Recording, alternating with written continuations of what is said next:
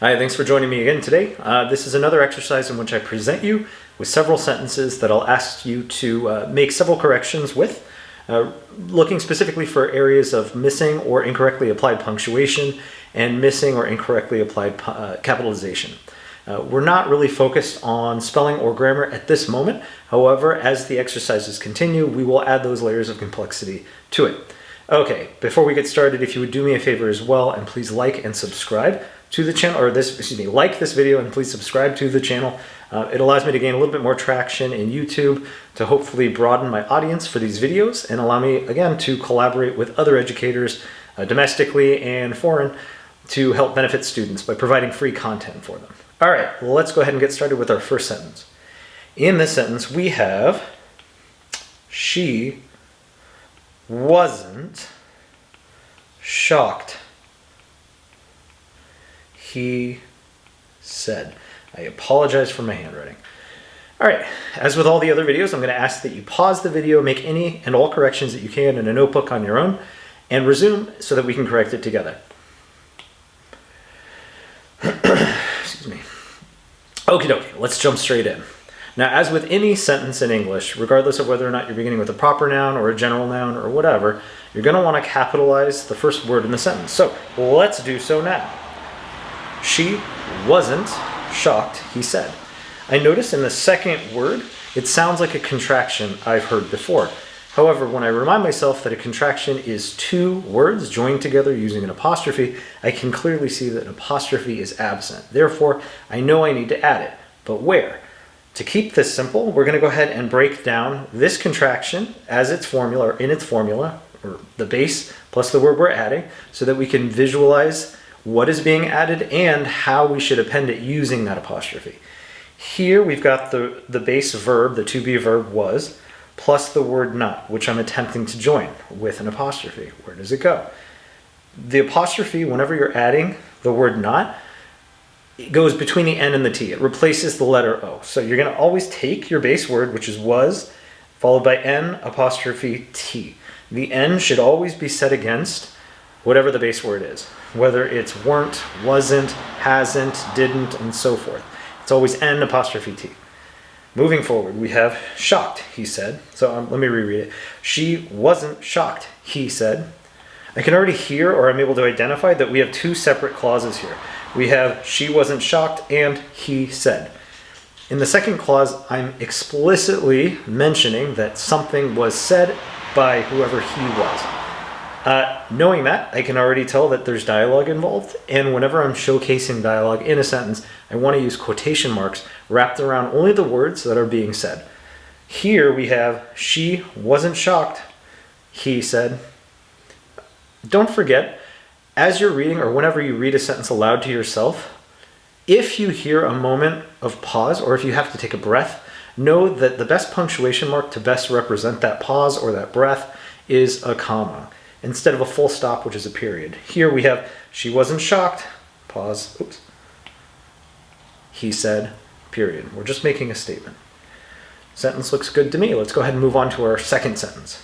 Here we have, they were, how about this? They weren't able to finish, he yelled.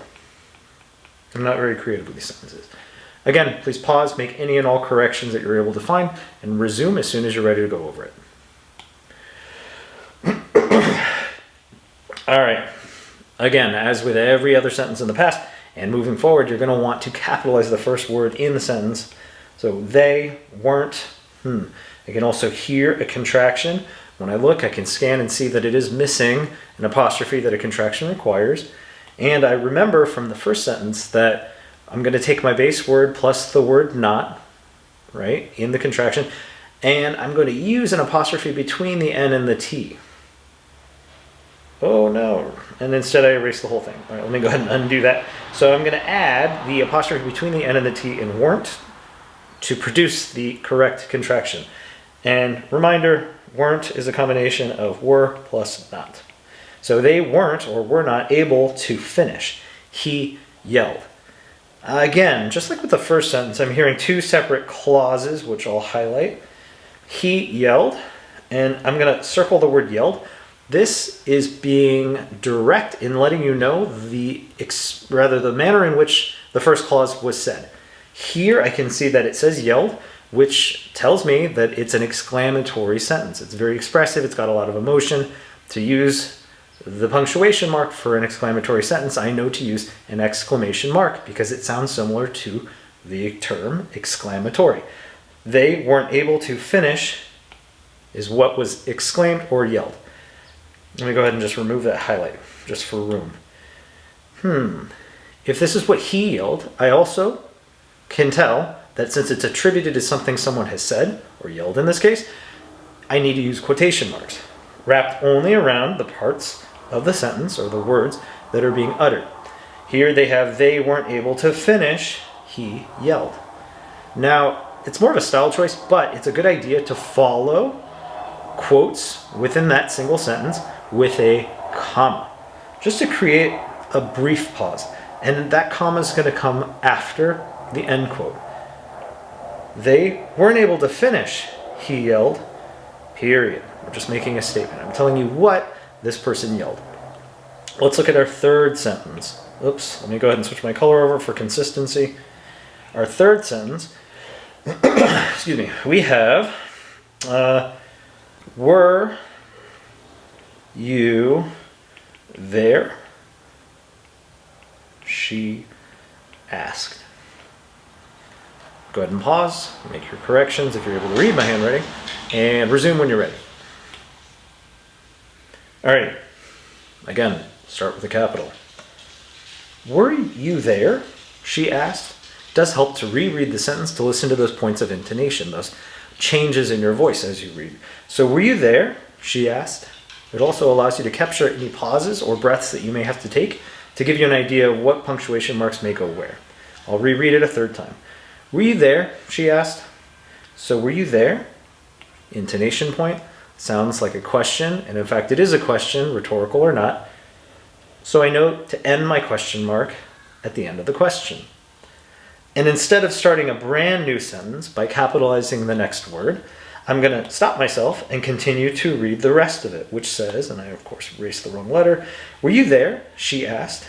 Going back to our first and second sentence, I can already see that we have two separate clauses. That won't always be the case, but in this case it is. So, were you there? She asked. Here, which I circled in green, asking something implies that the initial sentence, or excuse me, the initial clause is an interrogative, which means I do need to end it with a question mark, which we've already done. I also know that if this is something that she's asking, it is dialogue. And to showcase dialogue, you always use quotation marks only around the parts of the sentence or the words that are being uttered or said.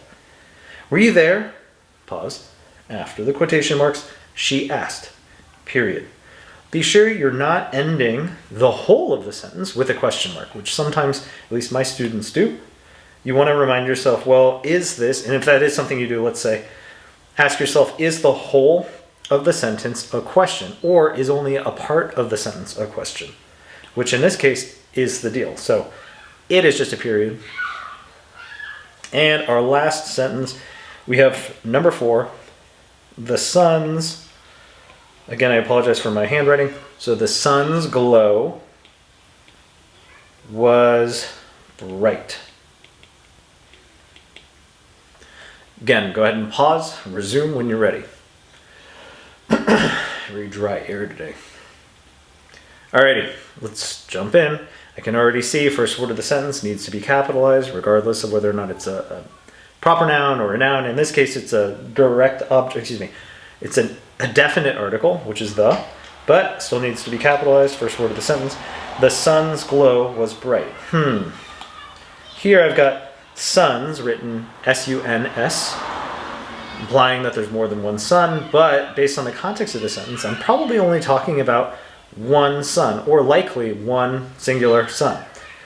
Therefore, I know that it should be singular. So I'll get rid of the S, but when I reread it, the sun glow was bright. Doesn't sound quite right. So let's go ahead and return that S, and now I remember to showcase that something is in possession of something, which in this case is the sun in possession of a glow, I want to use an apostrophe. But I'm only talking about a single or singular sun. Therefore, I will put an N apostrophe S. So the apostrophe comes before the S.